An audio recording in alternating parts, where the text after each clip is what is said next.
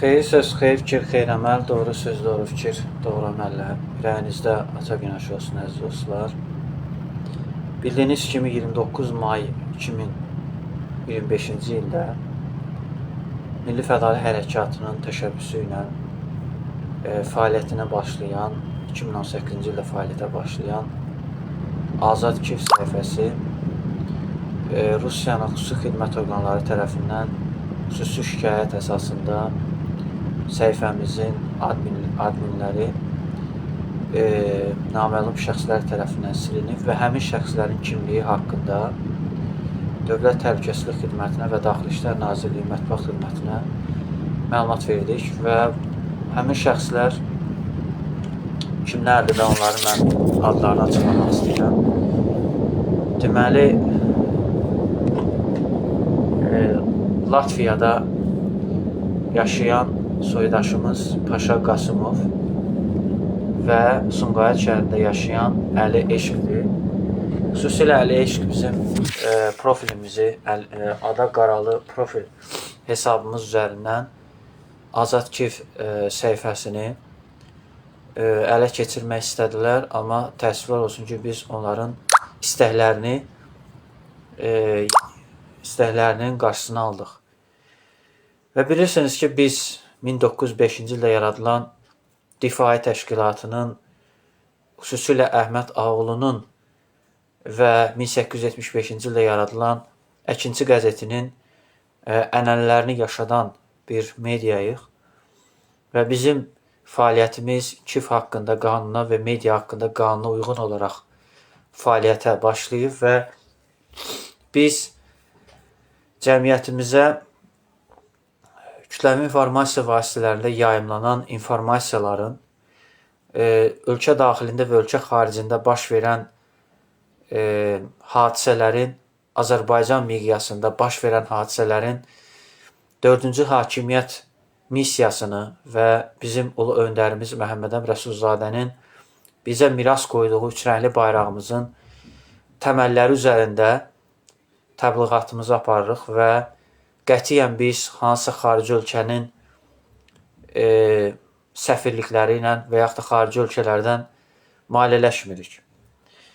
Və əlbəttə ki, bizim rəsmi olaraq dövlət gerbimiz və təbii ki, Kiv haqqında qanun öz əksini tapıb və biz hər bir şeyi qanun çərçivəsində, hüquq çərçivəsində, konstitusiyanın bizə müəyyənləşdirdiyi çərçivədə, etik qaydalar çərçivəsində fəaliyyət göstəririk.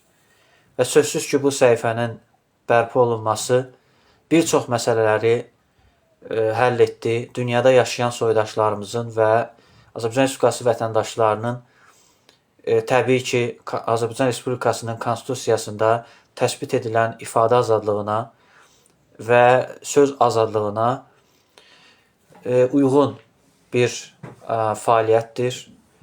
Və biz bu yolda bir çox şəhidlər vermişik. Bilirsiniz ki, dünən bizim Kəlbəcərdə canlarını fəda edən Azəritacın və Azərbaycan Dövlət Televiziyasının əməkdaşının vəfatının, şəhid olmasının 4-cü il dönümü tamam olur. Və sözsüz ki, biz tariximizi də unutmamalıyıq. Bilirsiniz ki, bugün həm də 1937-ci il repressiyasının qurbanlarından biri bizim nahkam şairimiz Mikayıl Müşfiqin şəhid olmasının il dönümüdür. Bundan əlavə dünən Azərbaycan tarixi üçün, Azərbaycan dövlətçilik tarixi üçün, demokratiyanın tarixi üçün, müstəqillik tarixi üçün ən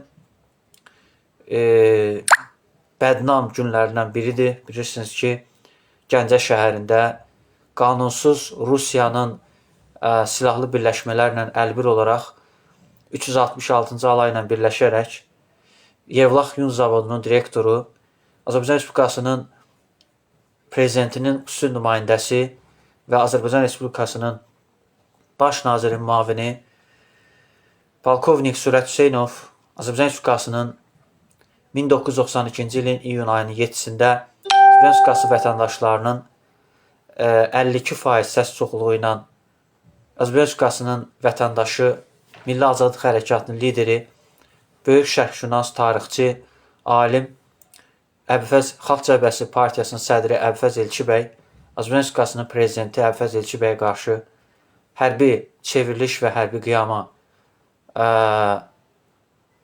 belə deyək, məruz qoyub və nəticədə Azərbaycan Respublikasının ikinci prezidenti Əbülfəz Elçi bəy 1997-ci ilə qədər Kələki şəhərində, Naxçıvan Muxtar Respublikasının Kələki şəhərində mühacirətdə olmaq məcburiyyətində qalmışdır. Sözsüz ki, bu hadisə ilə bağlı da mətbuatımız da bu istiqamətdə xüsusilə Milli Məclisimizin stenqramlarında və Azərbaycan Dövlət Televiziyasının arxivində, Qızıl Fondunda Milli Məclisinin iclasının təbii ki, canlı yayımın Azərbaycan Dövlət Televiziyasının Qızıl Fondundan taparaq bunu biz rəsmi saytımızda və rəsmi mətbuat orqanında yayımladıq. Əslində xalqımız da 4 iyun hərbi qiyamının təşkilatçılarının kim olduğunu, niyə baş verdiyini, Deputat İstintaq Komissiyasının hansı işlər gördüyünü və ANS televiziyasının Qızıl Fondunda saxlanılan ən yeni tarix 2 iyun 2020-ci ildəki verilişinin tam versiyasını yayımladıq. Bundan əlavə Azərbaycan Respublikasının ikinci prezidenti Əbülfəz Elçi bəyin Azərbaycan Dövlət Televiziyasına, Sara televiziyasına və digər televiziyalara müsahibəsini əks etdirən videoları da biz yayımladıq. Əlbəttə ki, iyun ayının 7-sində Azərbaycan Respublikasının ikinci prezidenti Əbülfəz Elçi bəyin prezident seçilməsinin 23-cü il dönümü olacaq. Bu münasibətlə Azərbaycan Respublikasının prezidenti cənab İlham Əliyev cənablarını ürəkdən təbrik edirəm. Bilirsiniz ki, Azərbaycan Respublikasının prezidenti cənab prezident İlham Əliyev də Azərbaycan Respublikasının ikinci prezidenti Əbülfəz Elçi bəyin yürütdüyü Türk dünyasının və bütöv Azərbaycan yolunu davam etdirir.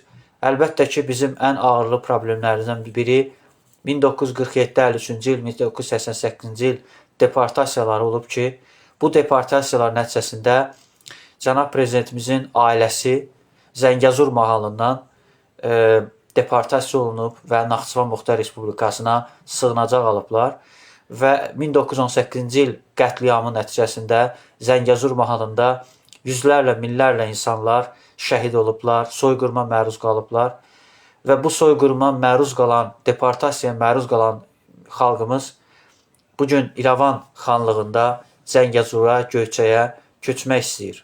Bu onun beynəlxalq hüququdur və əgər Ermənistan Respublikası bugün dünyada demokratiyanın carçısı və demokratiyanı qurmaq istəyirsə, mütləq mənada 2 şərtə əməl etməlidir. Birinci növbədə Ermənistan Respublikasının ərazisinə Azərbaycanlılar, Azərbaycan türkləri qayıtmalıdırlar. Onların siyasi hüquqları bərpa olunmalıdır. İkinci bir məsələ, əlbəttə ki, Gümrük şəhərində Rusiya Federasiyasının hərbi bazasının çıxarılması olmalıdır.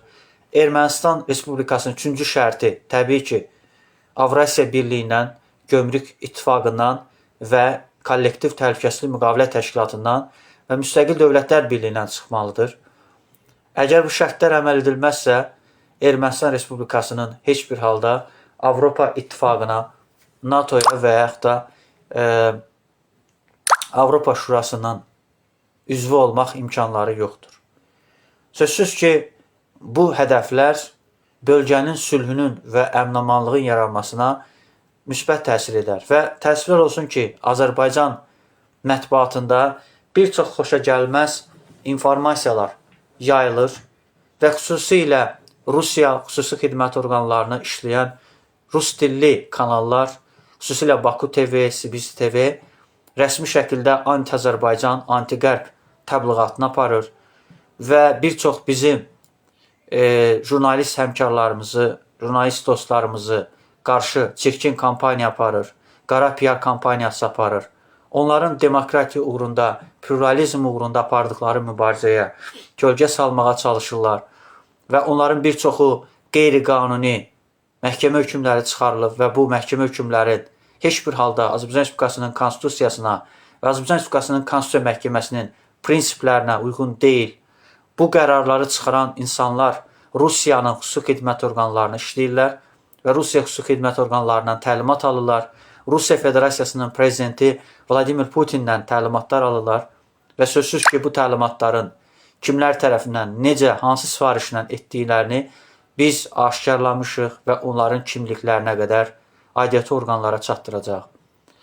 Və bilirsiniz ki, biz mətbuat nümayəndələrinin, bizim boynumuzun borcudur ki, biz mətbuatımızı insan haqlarının qorunmasına nail olaq, Azərbaycan demokratik bir ölkəyə çevirək, Azərbaycanda seçki hüquqları, sərbəst toplaşma hüquqları bərpa olunmalıdır. Azərbaycanda vətəndaşlarımızın hüquq və azadlıqları qorunub saxlanmalıdır və konstitusiyon hüquqları qorunmalıdır. Və sözsüz ki, bizim üçün çox çətindir ki, biz informasiyaları dəqiq, qərəzsiz, vicdanlı yerinə yetirək. Əlbəttə ki, bunu etmək üçün böyük bir məsuliyyət və böyük bir cəsarət gərəkir. Və bir daha qeyd etmək istəyirəm ki, biz Azərbaycan Respublikası Prezidentinin 2013-cü ildə mətbuatın dostu mükafatına layiq görüldüyünü nəzərə alaraq, uzun illər 44 günlük müharibədə qazandığımız qələbədə mətbuatımızın da yürütdüyü, xüsusilə cənab prezidentimizin mətbuata göstərdiyi diqqət və qayğısını və mətbuat nümayəndələrinin ildən ilə sosial durumunun yaxşılaşması və onların mənzillərlə təmin edilməsi, mətbuat nümayəndələrinin maaşlarının qaldırılması bir çox üstünlüklər imkan verir ki, Azərbaycanda mətbuat azadlığı 1998-ci ildə qəbul olunan mətbuat üzərində senzuranın ləğv olunması nəzərə alaraq Azad Fikir səhifəsi hər bir Azərbaycan Respublikası vətəndaşının, dünyada yaşayan soydaşlarımızın sərəncamındadır və hər bir halda bu səhifənin təməl məqsədi Azərbaycan Respublikasının vətəndaşlarının hüquq və azadlıqlarının qorunması, Azərbaycan Respublikasının dövlət maraqları və milli maraqlarını qoruyub saxlamaqdır. Və bizim səhifəmizdə bir çox insanlar bizə irad tuturlar ki, niyə siz xaricdə yaşayan soydaşlarımızın pluralizmə və demokratiya uğrunda aparılan mübarizəni təbliğ edirsiniz? Niyə siz burada Azərbaycan Respublikasının prezidentinin təbliğatını aparırsınız? Niyə Azərbaycan Respublikasının vətəndaşlarının Azərbaycan Respublikası prezidentinə göstərdiyi dəstəyi və seçkilərdə göstərdiyi dəstəyi təbliğ edirsiniz? Yəni, belə bir fikirlər haşalanır və iqtidarın, müxalifətin mövqeyi burada nəzərə alınmalıdır tələb irəli sürülür. Amma biz hesab edirik ki, bu cür fikirlərin, bu cür fərqli fikirlərin olması təbiidir. Çünki mətbuatın vəzifəsi neytral mövqedə qalmaq və mətbuatın vəzifəsi obyektiv, dəqiq, qərəzsiz, vicdanlı olmaqdır. Və bizim səhifəmizdə dövlət televiziyamızın və bir çox nazirliklərin mətbuat xidmətləri, bir çox siyasi partiyaların mətbuat xidmətlərinin və bir çox qeyri-hökumət təşkilatlarının, xaricdə yaşayan soydaşlarımızın mətbuat xidmətləri yayımlanır və biz əslində bir ensiklopedik və yaxud da bir Azərbaycanın və Türk dünyasının və dünyada baş verən proseslərin dördüncü hakimiyyət gözü ilə yanaşmaqdır. Və əslində mən düşünürəm ki, hər bir Azərbaycan Respublikasının vətəndaşı dördüncü hakimiyyətin nə demək olduğunu dərk eləməlidir. Bilirsiniz ki, bu cümhuriyyətin qurulmasında Difai Təşkilatının və xüsusilə Füyuzat qəzetinin, Azərbaycan qəzetinin, Azadlıq qəzetinin əvəzsiz rolu olub. Səs qəzetinin əvəzsiz rolu olunub. Və düşünürəm ki, bu səhifənin bərpa olunması Azərbaycan Respublikası vətəndaşlarının dünyada yaşayan soydaşlarımızın hüquqlarının qorunmasına xidmət edəcək. Azərbaycan günü-gündən inkişaf etmiş demokratik cəmiyyətlərə doğru iri addımlar atacaq və 2028-ci ildə Azərbaycan Respublikası prezidentinin 2001-ci ildə üzv olduğu Avropa Şurasının Parlament Assambleyasının tövsiyəsi əsasında, Avropa İttifaqının tövsiyəsi əsasında, xüsusilə 1994-cü ildə imzalanan əsri müqaviləsinin təməli üzərində formalaşmış Avropanın enerji təhlükəsizliyində Avropa Yenidən Qurban İnkişaf Bankının maliyyə dəstəyi ilə Azərbaycan həm Avroviziya, həm Avropa oyunları, həm UEFA Çempionlar Liqasının final maçının və Azərbaycan Dünya Çempionatında futsal üzrə həm ev sahibi olması, həm qalib gəlməsi Azərbaycan dünya miqyasında idman və mədəniyyətdə, xüsusilə son Şuşada keçirilən Xarı Bülbül Festivalının keçirilməsi göstərir ki, Azərbaycan dünya miqyasında tanınır və dünya miqyasında layiqli yerini tutub və hesab edirəm ki, Azərbaycan demokratiyaya doğru iri addımlar atacaq və iri addımlara doğru irəliləyəcək. Ən azı 2028-ci ildə Azərbaycan ilk dəfə olaraq Avropa İttifaqının təşəbbüsü ilə keçiriləcək Avropa Siyasi Birliyinə ev sahibi edəcək və bilirsiniz ki, dekabrında Azərbaycan COP29 tədbirini, Birləşmiş Millətlər Təşkilatının ən mötəbər tədbirini, ekologiya sahəsindəki keçirilən tədbiri ev sahibi elədi və bu da Azərbaycanın uğurudur. 2013-cü ildə bilirsiniz ki, Avropa Şurasının, Parlament Assambleyasının, Nazirlər Sovetinə Azərbaycan Respublikası sədrlik etdi və bu da Azərbaycanın Avropa inteqrasiyasında ən uğurlu addımlardan biridir. Bilirsiniz ki, Azərbaycanda demokratiyanın təməli 1918-20-ci illərdə qurulub, 1992-93-cü illərdə qurulub və qısa vaxtda Azərbaycan çox uğurlu işlər görüb. İstər Məhəmməd Əmin Rəsulzadə, istər Fəz Elçi bəy iqtidarı, AXC Müsavat cütlüyü Azərbaycanda demokratiyanın, Azərbaycanda insan haqlarının qorunmasında, Azərbaycanda demokratiya uğrunda aparılan mübarizədə hər zaman bir nömrəli və Azərbaycan Respublikasının milli maraqlarına və dövlət maraqlarına xidmət edib. Və bu partiyanın 28 mayda Novxanı kəndində 28 may müstəqillik gününün qeyd edilməsi və bizim mətbuatımızın, mühacir mətbuatımızın banisi, Azərbaycan Xalq Cümhuriyyətinin qurucusu və ulu öndəri, ümumi lideri Məhəmməd Əmin Rəsulzadənin abidəsinin ziyarət edilməsi və bu ziyarət zamanı həm Türkiyə Cümhuriyyətinin, həm Avropa İttifaqının bayrağının qaldırılması əslində cənab prezidentimizin 2021-ci ildə 15 gündə imzaladığı Şuşa bəyannaməsinə və 2028-ci ildə keçiriləcək Avropa Siyasi Birliyinə ən böyük dəstəyindən biridir. Çox təəssüf ki, bəzi anti-Azərbaycan şəbəkəsi, anti-milli ünsürlər, onlar bu çirkin kampaniyaya, anti-Türk və anti-Avropa təbliğatına start veriblər.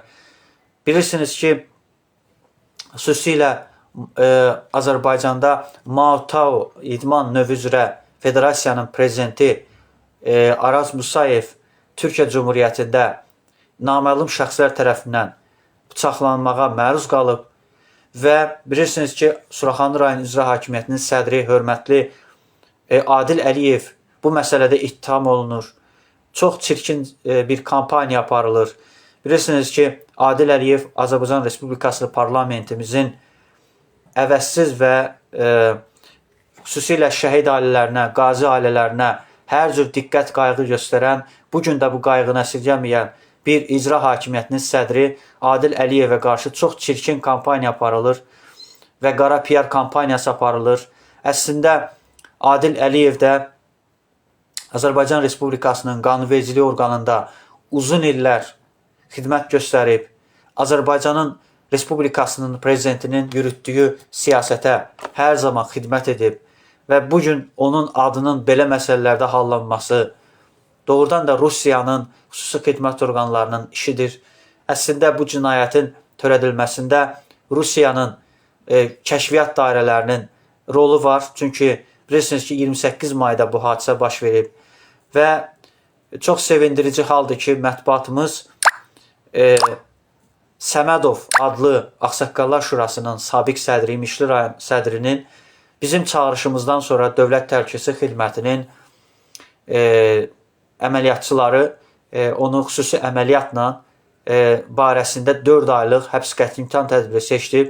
Bunun səbəbi Rusiyanın xüsusi xidmət orqanlarına əməkdaşlıq etməsi və 1920-ci ildə 11-ci Qırmızı Ordunun Azərbaycan Xalq Cümhuriyyətini işğal edən bir bayrağın qanıçən bir bayrağın, terrorçu bir bayrağın, SSR bayrağının qaldırılması və ümumiyyətlə qeyri-qanuni şəkildə Azərbaycan Respublikasının 70 illik müstəmləkəçilik rejimində Azərbaycana yad olan bir 2-ci Dünya müharibəsinin qeyd edilməsinə dəstək verilməsi səbəbindən olmuşdur. Bir daha qeyd etmək istəyirəm, bir daha xəbərdarlıq etmək istəyirəm ki, bizim səhifəmizdə anti-Azərbaycan təbliğatına və anti